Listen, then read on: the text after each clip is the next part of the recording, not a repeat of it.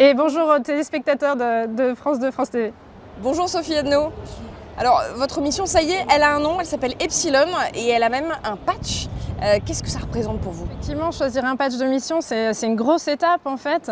C'est quelque chose qui implique beaucoup de personnes en fait pour jusqu'à la validation finale du patch.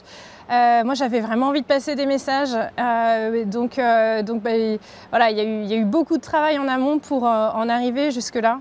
Mais pour moi, ce qui est vraiment important dans ce patch, c'est qu'on ressente le fait que ce soit une aventure où il y ait beaucoup de gens qui contribuent, où c'est voilà, avec un message à passer sur toutes les petites actions que chacun va faire jusqu'à ce que la mission soit faisable, quoi. C'est un peu comme ça qu'on réalise des grandes choses, des grands projets. On n'est jamais seul dans l'aventure et je voulais embarquer un peu tout le monde là-dedans. Epsilon aussi, c'est votre choix. Pourquoi ce nom?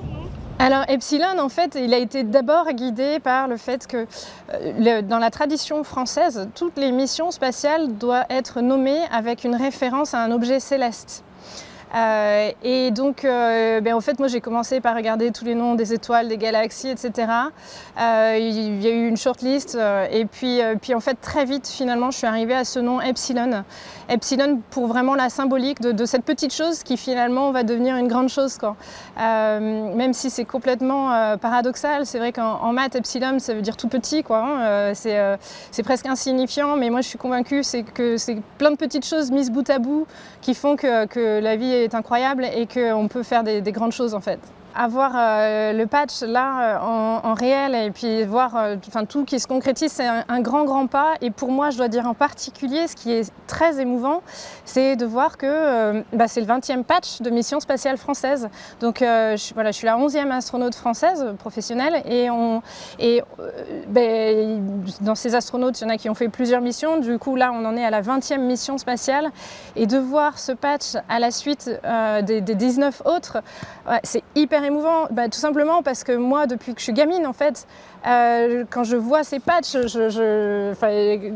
j'ai toujours regardé, été très attentive à ces patchs de mission et ça m'a inspirée, ça m'a motivée, ça m'a guidée sur mon chemin.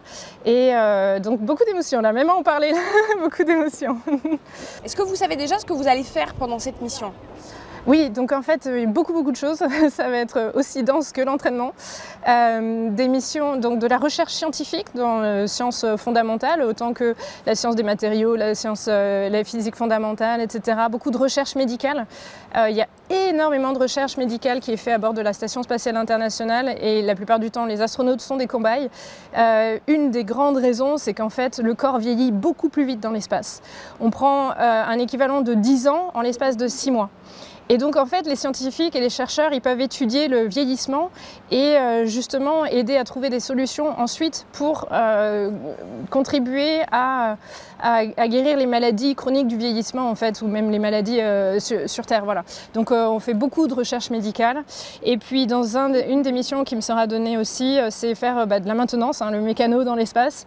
Parce que être dans l'ISS, c'est comme être dans une maison. Il y a toujours un peu de plomberie à réparer, il y a les toilettes qui fuient un jour, le lendemain il faut resserrer tel ou tel boulon à tel endroit. Et puis bien sûr peut-être un jour le Graal de la sortie extravéhiculaire pour aller contribuer à l'entretien de la station à l'extérieur. Alors, vous partagez votre quotidien d'entraînement sur les réseaux sociaux, un peu votre journal de bord, c'est important?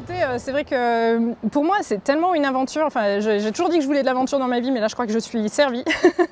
Et du coup, tout est tellement surprenant en fait. Chaque jour, c'est waouh, qu'est-ce qui m'arrive? Et ça donne vraiment envie de partager les good vibes qui vont avec. Et puis je me mets à la place de la petite fille que j'étais. Hein. Quand j'étais gamine, je rêvais et j'étais à la recherche d'informations pour m'inspirer. Quand les étudiants sont devant leurs feuilles à faire des équations de maths, c'est pas toujours facile. Et donc voilà, j'ai envie de transmettre un petit peu ces good vibes et cette petite source d'inspiration qui va les aider. Ouais. Alors vous avez passé une étape là aussi très symbolique, hein, l'EVA, la sortie extravéhiculaire. Qu'est-ce que ça représente?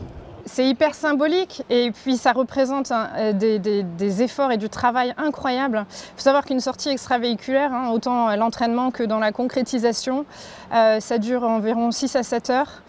Ça représente l'énergie dépensée, Jean-Pierre Agnuret dit souvent, équivalent à 2 matchs de foot d'affilée. Mes instructeurs sport, eux, ils me disent que c'est l'équivalent d'un marathon. Donc physiologiquement, c'est très éprouvant. Quand on tient des objets à cause de la pressurisation du scaphandre, c'est comme si on serrait très fort une balle de tennis dans la main. On ressort de là, on est rincé, mais vraiment fier du travail accompli. Donc c'est clair que la qualification sortie extravéhiculaire, c'est une grosse étape et vraiment, voilà, on se sent heureux d'avoir franchi cette étape. Ouais, c'est un entraînement là pour le coup, rien que pour cette étape-là, rien que pour ces sorties-là. C'est combien d'heures d'entraînement que vous avez dû faire ? Ça commence par beaucoup d'entraînement théorique pour connaître le scaphandre sur le bout des doigts, pour qu'on puisse réagir, parce qu'en fait le scaphandre c'est un mini véhicule spatial et quand on est dans l'espace, c'est le scaphandre qui va nous donner l'oxygène, qui va recycler le CO2 pour qu'on ne soit pas empoisonné par son propre CO2, et va nous donner la régulation thermique, la communication avec la Terre et avec l'ISS, et puis on a aussi tout un tas d'outils pour faire le travail de mécano dans l'espace et aussi surtout les filons de sécurité, en fait, les lignes de sécurité qui nous raccrochent à la station pour être en mesure de jamais s'en éloigner et de toujours pouvoir retrouver le chemin vers le SAS. Alors dans l'espace, il faut savoir tout faire et j'ai cru comprendre qu'il fallait aussi être un petit peu mécano. Ça, vous vous attendiez à devoir apprendre à faire de la mécanique dans l'espace ? Effectivement, moi j'ai toujours adoré le bricolage. Chez moi, dès qu'il y a des trucs de plomberie ou tout ça à faire, d'électricité, je suis la première à essayer de bidouiller de partout.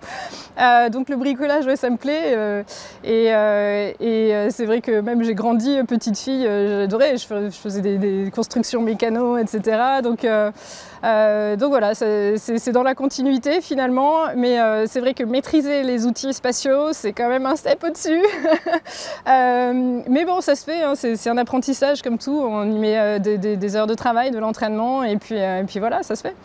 Donc c'est 2 ans, là c'est 2 ans d'entraînement, quelle est la partie qui vous a semblé la plus compliquée ? C'est vrai que l'entraînement hyper varié, et moi je dois dire que là où j'étais le moins dans ma zone de confort, c'est tout ce qui est entraînement médical. La première fois qu'il a fallu me faire une prise de sang à moi-même, là j'étais ah ouais quand même, parce que donc on franchit des étapes, tout est progressif, c'est très pédagogique la manière dont l'instruction arrive. On fait d'abord ça sur des entraîneurs, des mannequins, etc. Ensuite on fait ça sur quelqu'un d'autre et puis ensuite on fait ça sur soi-même. Donc c'est le côté médical. Dans le côté médical aussi, on m'a appris à arracher une dent, donc c'est des choses. Moi je suis plutôt quelqu'un du monde technique, donc voilà, mais il faut savoir le faire, c'est hyper important parce qu'on est loin de tout le monde. On sera un équipage à 7 personnes en orbite à 450 km au-dessus de la Terre. Donc s'il y a un pépin médical, il faut qu'on soit là. Donc on s'y entraîne pour que tout le monde dans l'équipage ait les compétences médicales pour aider son collègue, quoi. Alors il paraît que la valise est déjà prête. Quelle taille fait-elle et surtout qu'est-ce qu'elle contient ?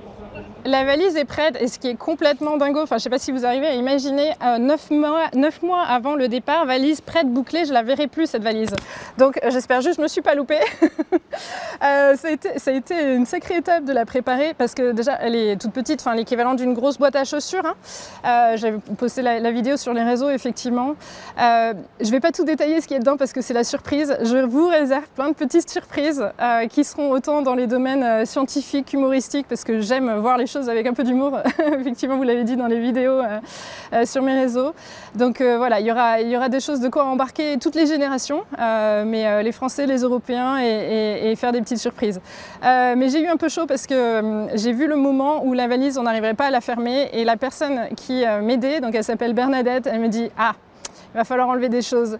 Et on s'y est pris à 2-3 fois, finalement on a réussi à la fermer, donc voilà, j'ai hâte de pouvoir partager tout ça avec vous en orbite. La valise, elle est prête. Les repas aussi ont été testés, je crois. Comment ça va se passer? Est-ce que vous avez pu choisir ce que vous allez manger dans l'ISS? Effectivement, donc il y a plusieurs parties. Il y a les repas de tous les jours. Donc ça, on les a testés effectivement, ne serait-ce que pour voir que s'il n'y a pas d'allergie. Parce que bon, on ne sait jamais, hein, peut-être qu'il y aurait quelque chose que je n'aurais pas découvert avant. Donc ça, c'est fait, les repas de tous les jours. Mais il y a également les repas de fête. Et là, pour moi, c'est une occasion magnifique de mettre en avant la gastronomie française. Donc Cocorico.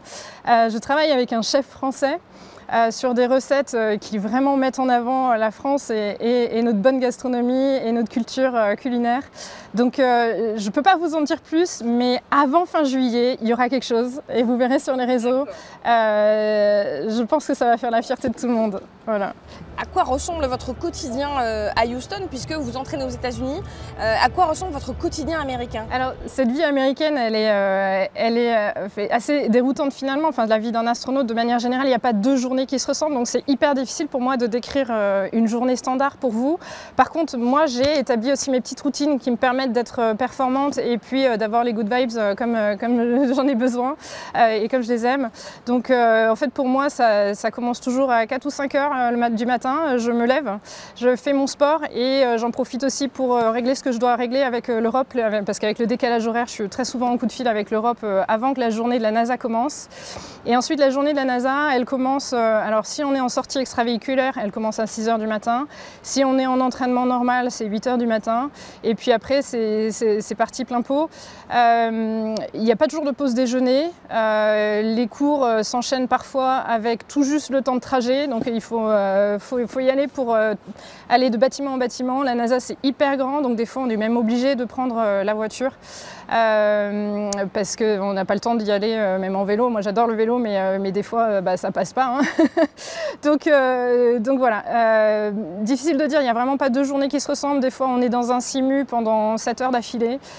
Simu, c'est-à-dire une maquette à l'échelle 1 de l'ISS, où on s'entraîne avec son équipage à faire les tâches opérationnelles à bord. On s'entraîne beaucoup aux situations d'urgence, parce que savoir réagir bien et vite et de manière efficace en équipage et avec le centre de contrôle mission à Houston, en cas de feu, de dépressurisation, d'intoxication de l'atmosphère, etc. Donc ça, on s'y entraîne beaucoup. Je peux vous dire que là, il reste 9 mois de formation et que je compte sur ces 9 mois pour continuer à me préparer et être au top du top. Ce qui est hyper gratifiant, c'est sûr, c'est de voir chaque petite étape qui est franchie et on se dit, ok, dans ce domaine, c'est bon, je suis solide, voilà, nickel.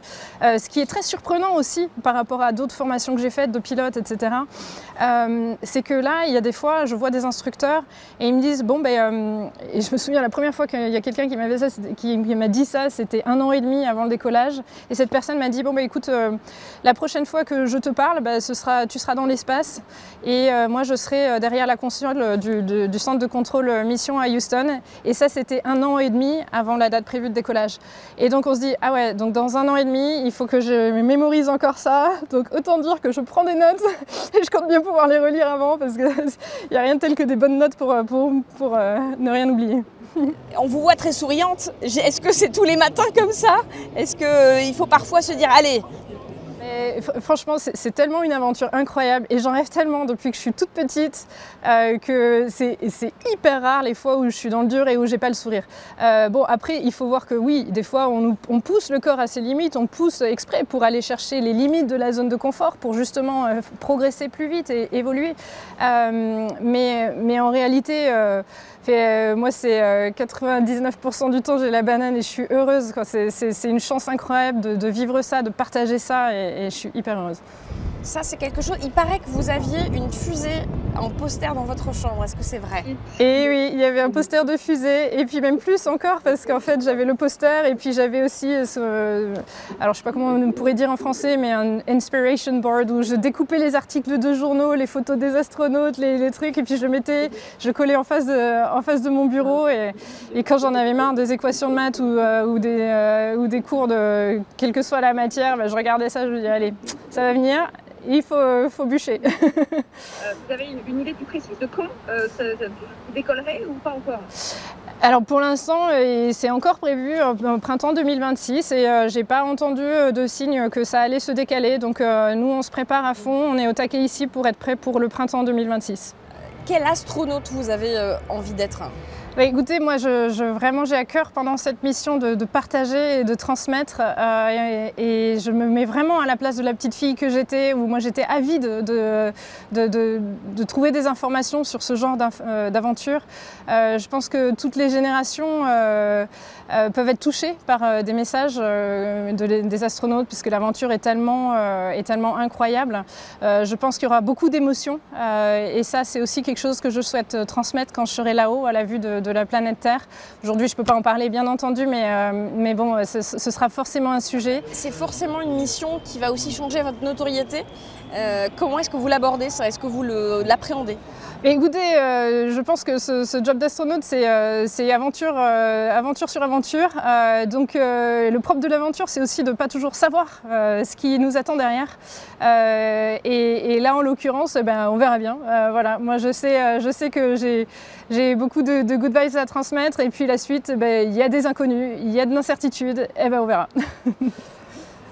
Il promet donc aussi, j'allais dire, une bonne ambiance une fois dans l'ISS, parce que ça compte aussi, j'allais dire, être la bonne ambiance avec les autres astronautes, enfin voilà. Exactement. De vos missions. Exactement. On est quand même enfermé dans une surface très réduite qui ressemble à même pas quelques bus en volume, et ça pendant 6 mois. Donc oui, je peux vous dire, allez, je vais vous dire un truc. Ok, je vais vous dire un truc. Y a des petits cadeaux pour les collègues de l'équipage. Et donc ça, c'est pour maintenir la bonne ambiance. Donc bien sûr, je ne leur ai pas dit, et je ne vais pas vous dire ce que c'est, mais il y a des petits trucs qui vont les faire bien rire, je pense. On compte sur la France pour être aussi numéro 1 sur la bonne ambiance dans l'ISS. Et yes, vous pouvez compter sur ça. Merci beaucoup, Sophie Anneau.